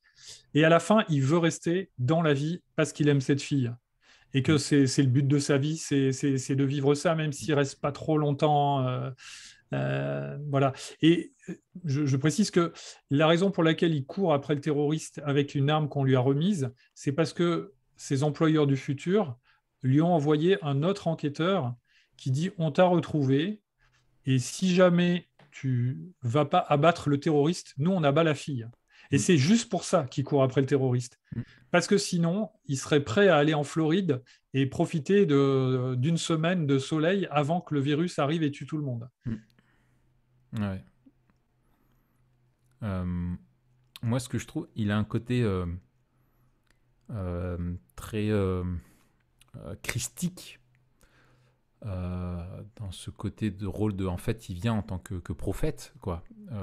Quelque part, il annonce un message aux siens et il n'est pas reconnu par les siens. Au contraire, il est jugé et rejeté. Il y a vraiment quelque chose de très fort là-dedans. C'est le héros incompris, le héros rejeté, méprisé, et qui va aller jusqu'à payer malgré tout de sa vie pour tenter de sauver celle qu'il aime, et à travers ça aussi l'humanité, malgré tout. Et ce qui est et il est l'incarnation. Tu parlais là de ce syndrome de Cassandre dont il parle dans le film, vraiment de ça, quoi. Tu vois, l'angoisse de l'avenir sans empêcher le malheur. Malgré tout, c'est un héros vraiment qui est offert en sacrifice. À un moment donné, même dans le futur, tu sais, quand il revient et qui non, je sais plus à quel moment c'est après le premier voyage où il est monté sur où il lui demande de s'asseoir sur une chaise, et puis il monte en hauteur comme ça face à ceux qui le jugent, et tu as vraiment cette symbolique, quoi, tu vois, de la croix, tu vois, où il est là et puis jugé avec cette espèce d'œil là, enfin ces caméras qui scrutent le moindre truc en lui, etc. Enfin voilà, je trouve que c'est quelque chose qui est là, mais c'est vraiment le héros qui n'est pas reconnu comme tel, sauf par celle qu'il aime. Et ça encore, c'est aussi quelque chose que je trouve un peu christique, quoi. Tu vois, il y a vraiment ceux qui aiment Jésus qui le reconnaissent. Je trouve que c'est très intéressant de voir ça. Sauf que quand même, il faut quand même faire une nuance, c'est-à-dire que la différence entre Jésus et James Cole, c'est que James Cole, il est désespéré. C'est ça. Et il vient parce qu'il n'a pas le choix. C'est ça. Euh, Et puis, il ressuscite pas. Il est mort. Oui, bien sûr, c'est ça. Tout à fait. Tout à Là, fait. vous êtes dans le futur, les gars, parce que normalement, on a les points de contact et de Oui, contraste. mais ça, on va y Désolé. venir. On va y venir. Bah, peut-être qu'on peut confronter maintenant, essayer de réfléchir justement sur notre deuxième grande partie, c'est finalement les points de contact et de contraste. Dans les points de contact, on a finalement qu'est-ce qui fait écho à la grande histoire biblique, qu'est-ce qui fait écho à la création, à l'Éden, à la chute, à la rédemption et à la gloire à venir dans ce film. Bah, ce qui fait écho à Éden, c'est la terre sans les hommes, c'est la terre sans le péché. La terre avec juste les animaux. Et c'est à la fois la vision que tu disais quand au début du film, il est envoyé à la surface en 2035 et puis qu'on voit juste qu'il y a des animaux sauvages dans les rues, il n'y a pas un seul homme. Et donc la terre est apaisée. En fait, il n'y a pas les hommes. Elle est paisible, elle est sous un manteau de neige. Même s'il y a un virus mortel, les animaux ne sont pas affectés. Et ça fait écho aussi au fait que l'armée des 12 singes, pour protester contre la société polluée des années 90, ils libèrent des animaux du zoo qui reprennent possession de la ville et qui bloquent la circulation. Donc on voit des girafes qui courent sous les immeubles. On voit des scènes assez... C'est le comment seul dire, assez moment où belles il y a du d'ailleurs. soleil. C'est encore la Exactement. mise Les en plus scène belles scènes du symbolique. film, elles sont là. Ouais, il y a du soleil quand tu vois les girafes courir, et à la fin, dans le regard du gamin qui regarde vers le ciel, là, Ouais, ouais. il y a soleil aussi. Ouais, Même il y a un vol je crois, de flamants roses ou quoi, à un ouais, moment ouais. qui Ouais. passe et c'est magnifique entre les immeubles. C'est les seules images très positives du film par rapport à tout le reste qui est Mm. déprimant. Donc il y a un point de contact là en se disant quand l'homme arrive, il y a un problème sur Terre. Et c'est à la fois un point de contact qui me semble avec le récit biblique, même si le récit biblique ne s'arrête pas à ça.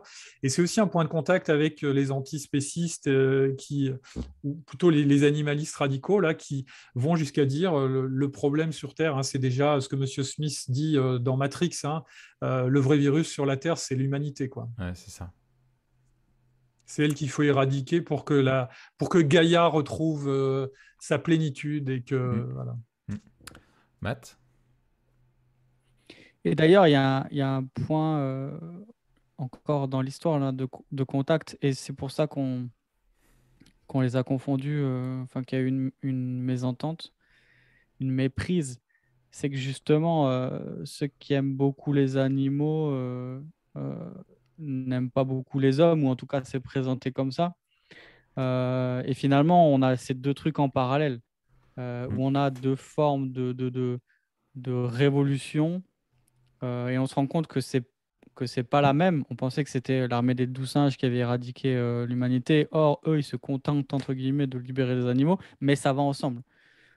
Justement, si toute l'énergie part là-dedans, c'est qu'ils considèrent peut-être les animaux comme étant les égaux ou au-dessus Oui, des humains. et puis c'est le fait qu'ils font des expériences. Je pense que tu as aussi une dénonciation parmi le côté pervers. Les scientifiques sont mauvais avec les hommes, ils déshumanisent ceux qui sont qualifiés de fous, qui le sont aussi vraiment pour certains d'entre eux, mais ils sont, même dans le traitement n'est pas humain. Tu vois, l'hôpital psychiatrique, c'est vraiment un traitement qui est terrible. Finalement, la condition en 90, elle n'est pas mieux que quand ils se retrouvent en 2035. Et tu as aussi une condamnation, je pense, vis-à-vis de, justement aussi vis-à-vis des scientifiques dans l'utilisation des animaux. Je pense à un acte militant vis-à-vis du père qui maltraite des singes et eux ils vont libérer un zoo et ils mettent le père dans une cage à la place. Donc tu étais vraiment dans le jugement de ça. Et en parallèle, tu as aussi le singe qui est envoyé dans la mine pour aller chercher soi-disant l'enfant qui est caché.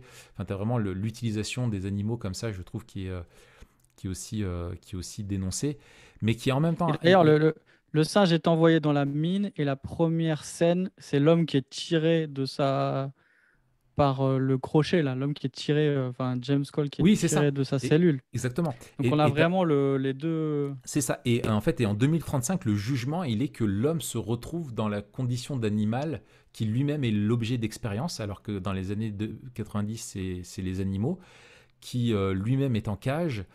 Et à un moment, tu as une scène, pareil, hyper symbolique, où il est en train de se préparer, je crois, pour faire son voyage. Et tu as à côté, dans le plan, à droite, je sais pas si vous avez vu, il y a une roue avec un hamster qui court dedans, quoi.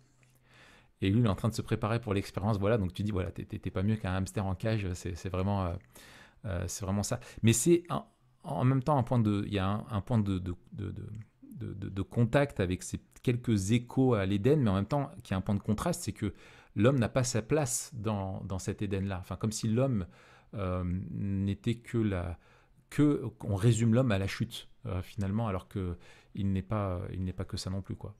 Ça, quand on n'a pas l'anthropologie biblique, en fait, et même le récit du plan de Dieu, soit on est malhonnête et on dit le problème vient des autres, il n'est pas dans l'homme, Ouais, soit on dit il vient de l'homme et il faut supprimer l'homme. Mais c'est on ça. n'a jamais la bonne mesure de la solution biblique, quoi. Ouais. Mm.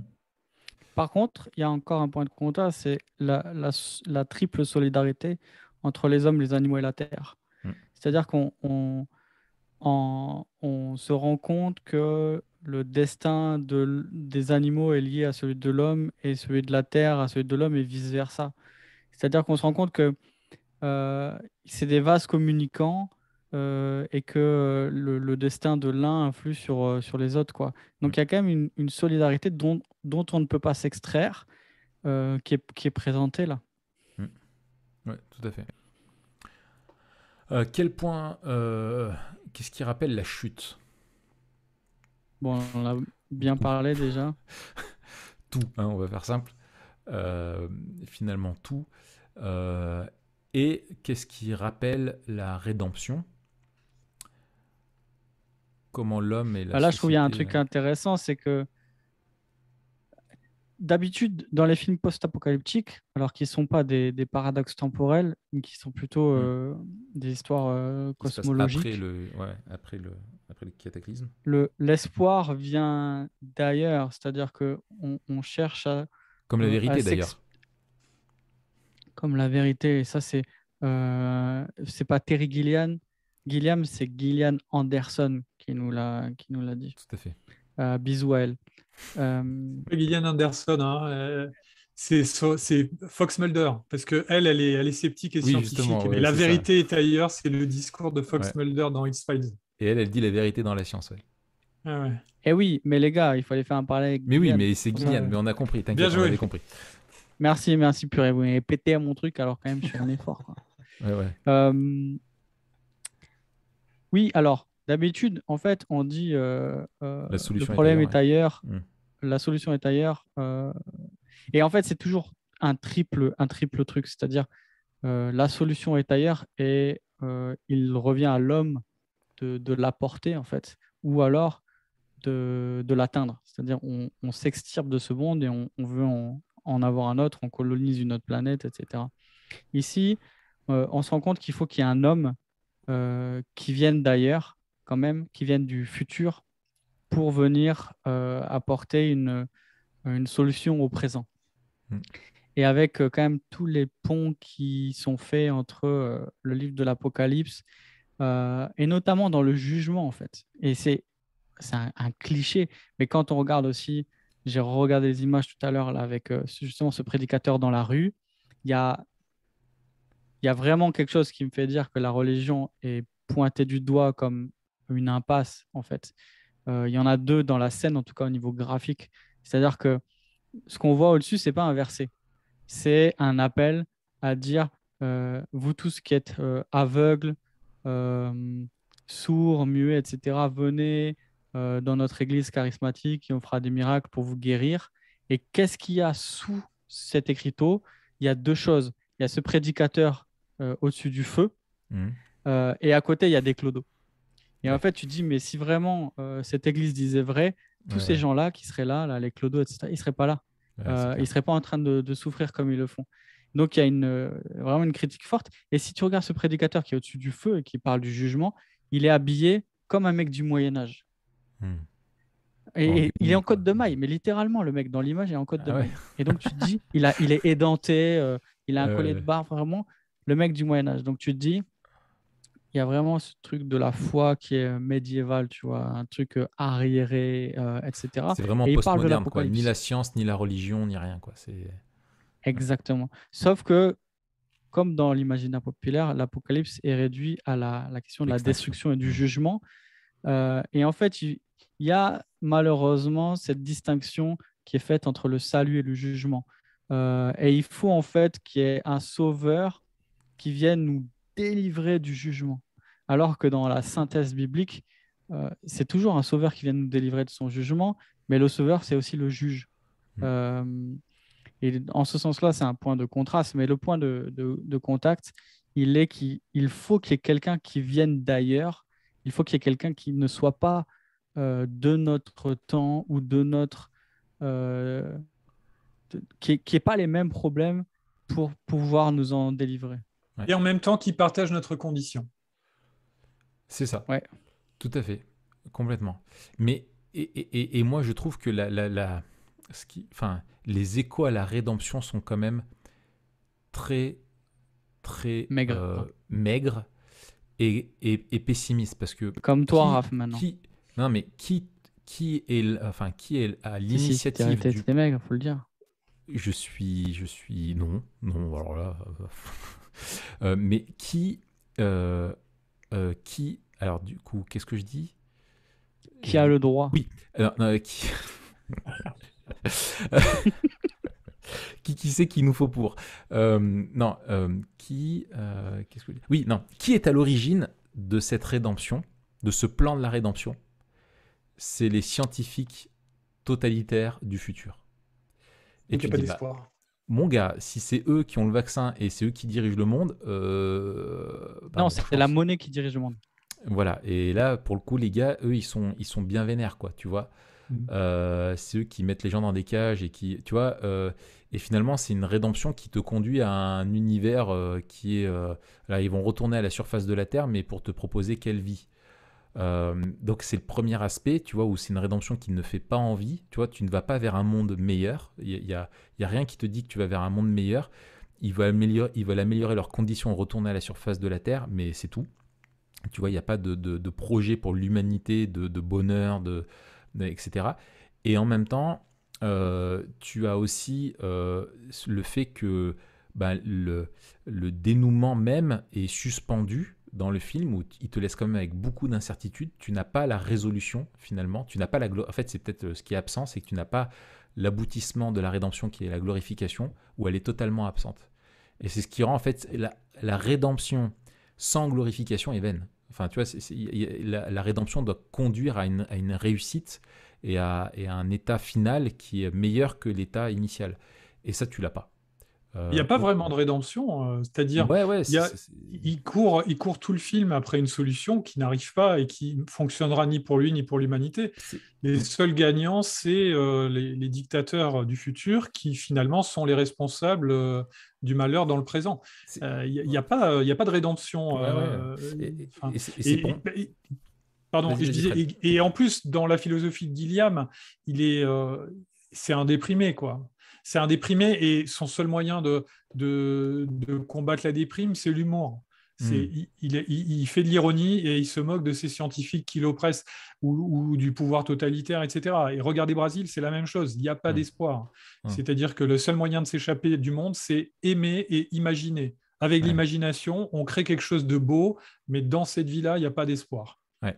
Et ça, c'est quelque chose qui revient le côté fataliste. Il y a plusieurs déclarations comme ça qui sont faites à un moment, tu as même quand ils sont dans le cinéma, là, qui est un peu un truc à part, quand ils sont tous les deux ou qui se tiennent dans les bras et c'est la première fois où ils s'embrassent.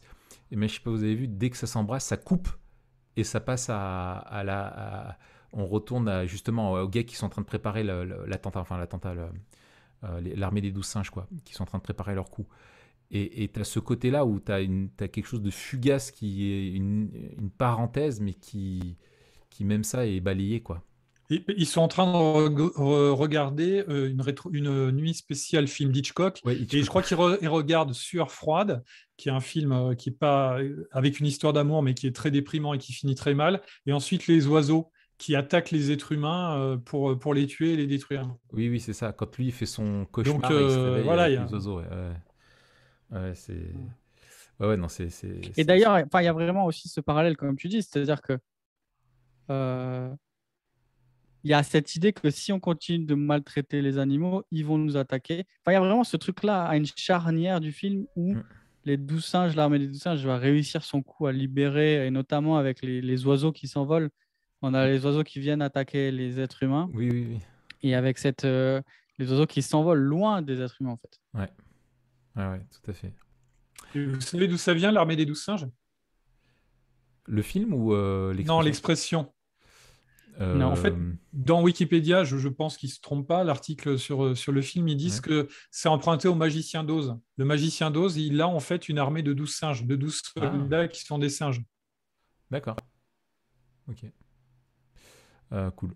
Eh ben, nickel. Finalement, les points de contraste, bon, on en a évoqué plusieurs hein, déjà. Qu'est-ce que vous voulez faire remonter qu'on n'a pas déjà dit? Moi, ça me semble bien. Ça te semble bien? Il y a des trucs à dire encore, mais je ne sais pas trop comment vous le mettriez. S'il faut le mettre dans la dernière partie, peut-être. Vas-y. Théologiquement, par rapport au discours, vous avez commencé à le dire, mais le discours de l'Apocalypse, qui là n'est présenté que sous l'aspect effrayant, alors que pour les chrétiens, ce n'est pas le cas. Mais bon, ça, je pense que ça mérite d'être développé. Ouais. Et puis, il y a une notion par rapport au temps, au caractère du temps qui est inéluctable. Ce qui doit arriver arrive, et James Cole, il n'est pas là pour changer les choses, mais juste pour essayer de donner finalement une solution aux scientifiques du futur, mais il ne va pas changer la pandémie.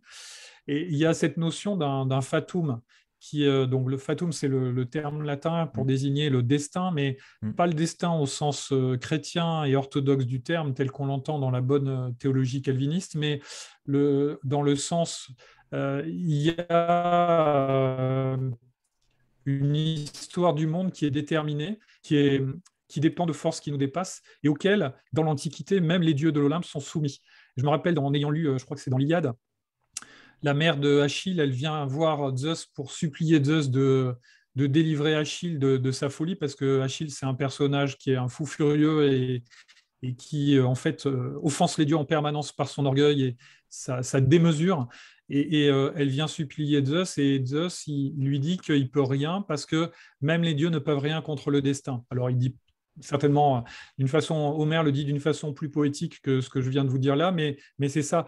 Dans toutes les religions que les hommes s'inventent, dans toutes les philosophies, en fait, il y a une forme de déterminisme, et ce déterminisme, il est impersonnel. Si on pousse au bout la logique du matérialisme, il y a un matérialisme, disons, scientifique qui détermine ce que nous sommes et qui fait qu'il n'y a pas d'espoir.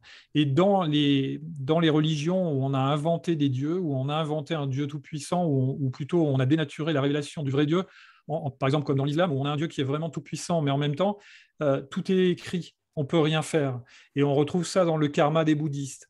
Et comment dire, le fait que nous ayons une doctrine biblique qui parle de la souveraineté de Dieu, et qui, en même temps, cette doctrine, elle exprime que Dieu, il tient toute chose dans sa main, c'est lui qui a décrété toute chose d'avance, mais en même temps, il sait où vont les choses, et les choses vont dans le sens de sa gloire et du bien de ses enfants.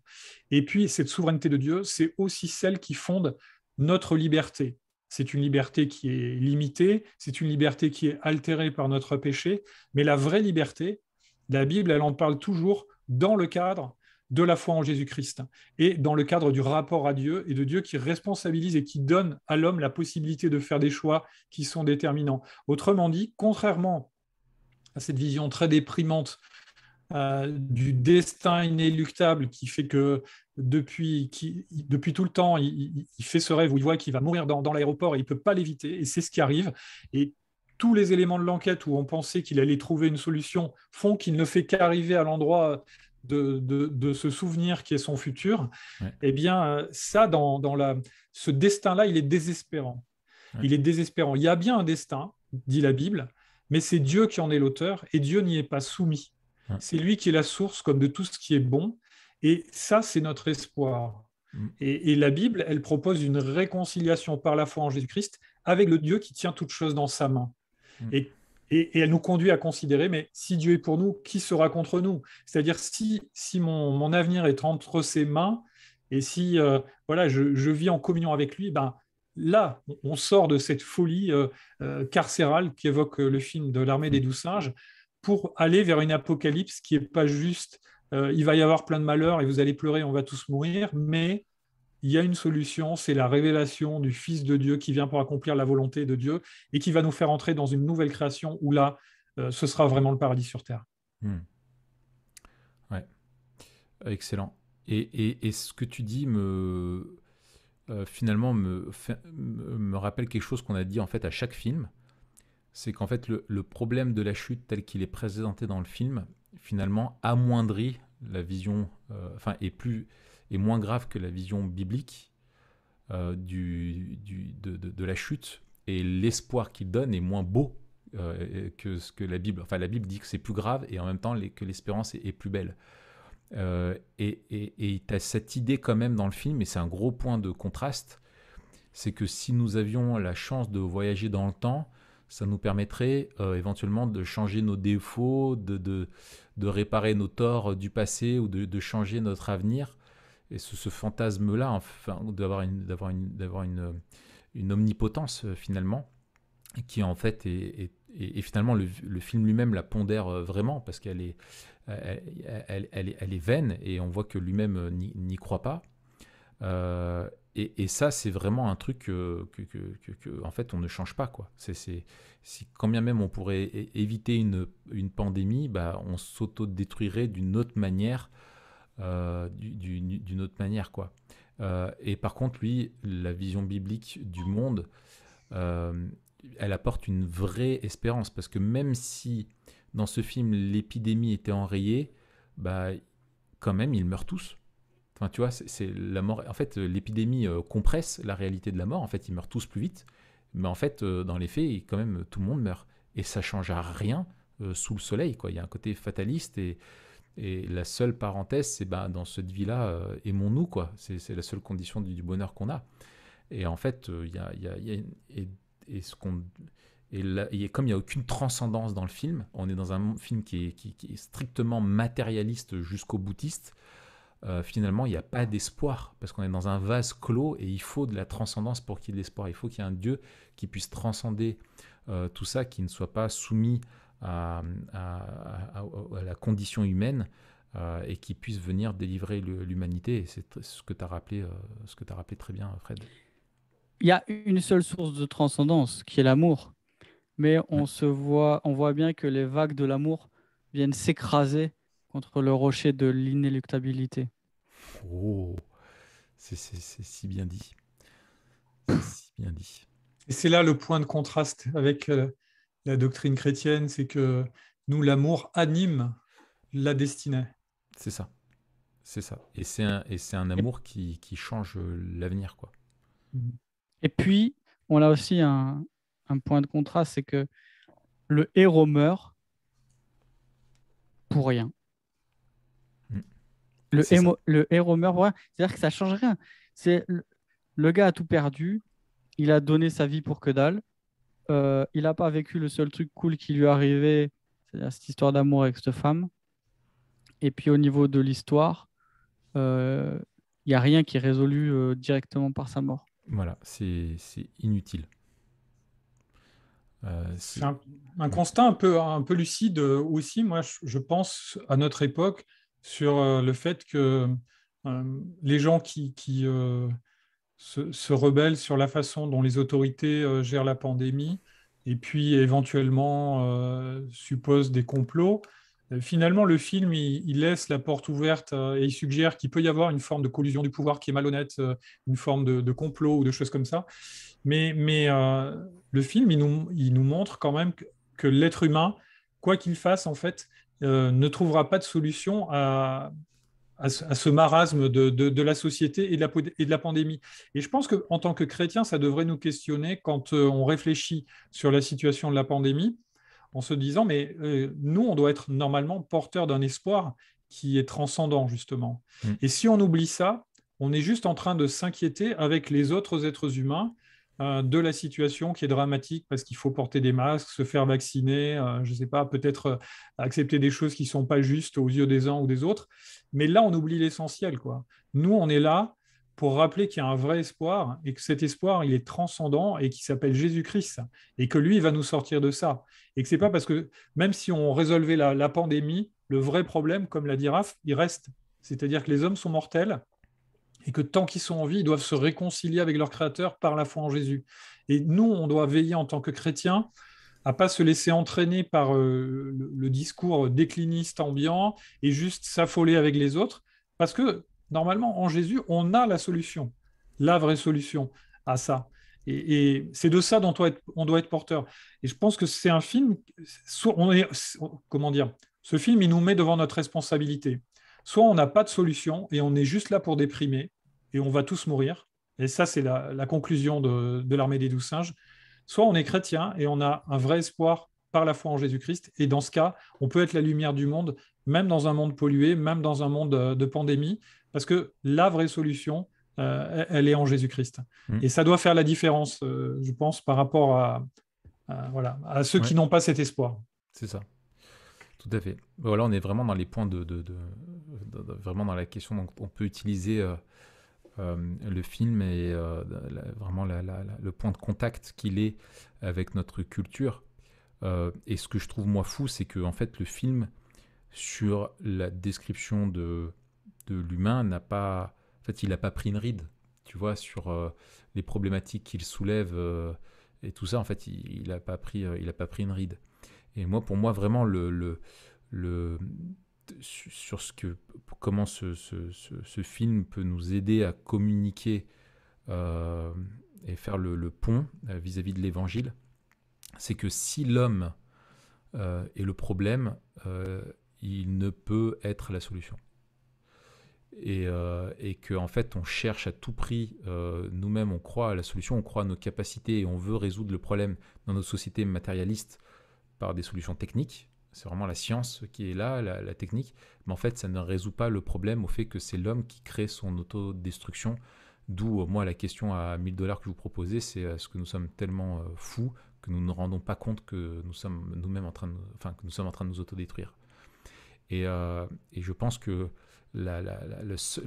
ce film montre, quelque part, c'est ce qu'il veut, hein, c'est un peu nous pousser au désespoir, montrer qu'il n'y a pas d'espoir, mais qu'au lieu d'être juste une fuite dans un amour avec, un amour sentimentaliste, la seule espoir pour nous, c'est de nous tourner vers Dieu, quoi, et l'amour de Dieu, qui appelle les hommes à se repentir et placer leur foi en Jésus-Christ pour être sauvés, avec cette figure vraiment prophétique aussi que l'on a avec le message de Christ, où on est dans un monde où il y a vraiment, on partage la réalité de ce monde déchu-là, mais aussi on partage la réalité d'un message qui nous vient, qui nous est communiqué. Et il y a cette question, comme cette femme, finalement, de foi, de faire confiance au messager. Alors, on comprend que Bruce Willis, quand on le voit avec sa tronche enfarinée et sous médoc et qui court à moitié à poil dans la rue, c'est pas fou. Mais est-ce qu'on peut avoir confiance au message, à la personne de Jésus, à son message et à son œuvre de la croix? Ou est-ce qu'on va d'emblée, comme les scientifiques, sous présupposé de notre rationalité et de notre orgueil de croire que nos connaissances nous permettent à elles seules de déterminer ce qui peut être ou ne pas être, rejeter d'emblée et paradoxalement nous jeter de plus en plus dans notre folie en croyant que c'est nous la solution, alors que tout nous dit que ce n'est pas ça. Ouais, c'est bien dit. Bravo. Matt? C'est excellent. Ok, t'as un train à prendre, c'est ça? Tu veux que ça finisse? Non, je trouve que vous avez bien dit. En même temps, on a dit tellement de trucs que Oui, je pas pense faux. qu'on a fait le tour. Enfin, on a fait le tour. On a traité pas mal de choses, ouais.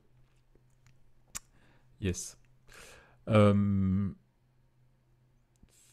Et ben c'était, en fait, du coup on arrive à, c'est le mot de la fin, c'est ça? En fait, on Non, sait mais jamais comment peut-être finir. la question Memento Memento Mori, est-ce que... Mori, je pense. Ben oui, On la peut, question. on peut se la poser.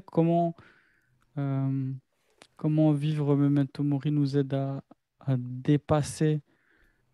Ou peut-être j'ai une autre question. Hmm, Comment ce film nous aide à vivre plus Memento Mori?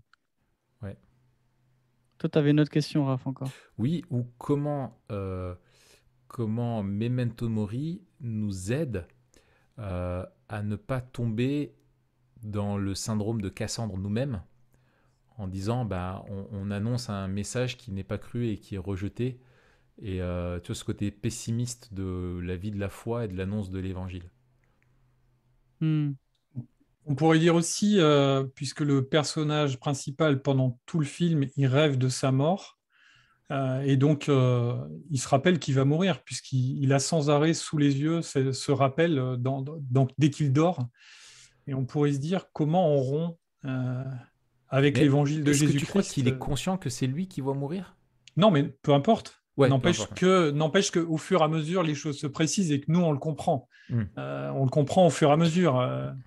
Et on pourrait se dire, ben oui, ce qui est formidable avec le memento mori biblique, qui n'est pas le memento mori des empereurs romains, hein, qui était là pour les empêcher de faire un coup d'État en disant souviens-toi que tu n'es qu'un homme, c'est oui, souviens-toi que tu n'es qu'un homme, et donc le salut ne peut venir que du Dieu homme, Jésus-Christ. Et comment on rompt cette circularité de la fatalité de la mort? Et je me rappelle qu'une fois, je présidais, je devais faire des obsèques, et puis il y a un gars qui m'a pris à partie, qui faisait pas partie de l'assemblée, et qui m'a branché sur la foi de façon un peu agressive, et il m'a dit, vous croyez dans un Dieu qui est mort? Et sur le coup, alors, pour rentrer ensuite et prêcher, je ne te dis pas dans quel état j'étais, mais je me suis dit, mais en fait, oui, il est mort pour prouver qu'il a triomphé de la mort, en fait. C'est le seul qui est mort et qui a repris sa vie, comme il le dit dans Jean 10, 17 à ses disciples, j'ai le pouvoir de la donner, j'ai le pouvoir de la reprendre, tel est l'ordre que j'ai reçu de mon Père. Et Jésus, il rompt cette circularité inévitable de la mort qu'on voit dans le film, et même vivre Memento Mori selon la Bible, c'est se rappeler qu'on échappe justement à cette mort inéluctable. Et même si de temps en temps, les événements de la vie nous la rappellent, on souffre, on est triste, on pleure, on souffre de notre péché, de celui des autres, et puis du monde où on est, qui est pollué, qui est tout ce qu'on veut, ben, on se rappelle qu'on va mourir et qu'on va ressusciter en Jésus-Christ. Excellent. Excellent. Alors, moi, je trouve que j'aurais pas dit mieux. J'aurais pas dit mieux. Toi, Matt? Excellent. Très bien. Bon, on va rester sur j'allais dire ces belles paroles. Non, sur ces bonnes paroles. Merci beaucoup, Fred, de nous avoir accordé ton temps. C'était vraiment chouette de t'avoir. J'espère qu'on pourra en faire d'autres avec toi. C'était vraiment cool. Qu'est-ce qu'il faut dire, Matt, pour la conclusion? Je remarque qu'on est de plus en plus mauvais pour conclure. C'est de moins en moins préparé. Ouais, il n'y a pas de conclusion. N'oubliez pas, ceux qui sont là jusqu'à la fin, là. Merci, bravo. C'est super. Dites-nous si vous voulez continuer à discuter ce que vous avez pensé du film là où vous pouvez, je sais pas, sur SoundCloud ou je sais pas où. Ou YouTube. Si vous l'avez toujours pas vu, allez le voir quand même, ça vaut le coup. Oui. C'est un film vraiment, c'est un film assez safe quand même, hein. On peut le conseiller aux chrétiens. Oui. Par contre, peut-être en raison de la violence de certaines images, pas en dessous d'un certain âge. Oui, respecter ce qui est prescrit. Exactement. Donc, si vous avez moins de 6 ans, ne le regardez pas. Voilà. Et puis, marquez, alors, quel est le mot de passe à mettre dans les commentaires? Bien sûr, c'est Flamant Rose. Bien. Ah ouais, joli. Bien trouvé. Voilà. Avec l'accent du sud-ouest. Rase. Flamand rase. Flamant Rose. Rose. Rase. Très bien. Allez, à la semaine prochaine, Matt. Yes. À bientôt, Fred. Et puis, salut, on pourra, voilà, et on continuera, nous, la semaine prochaine, tout notre parcours sur la question de la maladie. Yes. N'est-ce pas? Allez, salut Fred. Ciao. Salut. À bientôt. À bientôt, Ciao, les Matt. amis.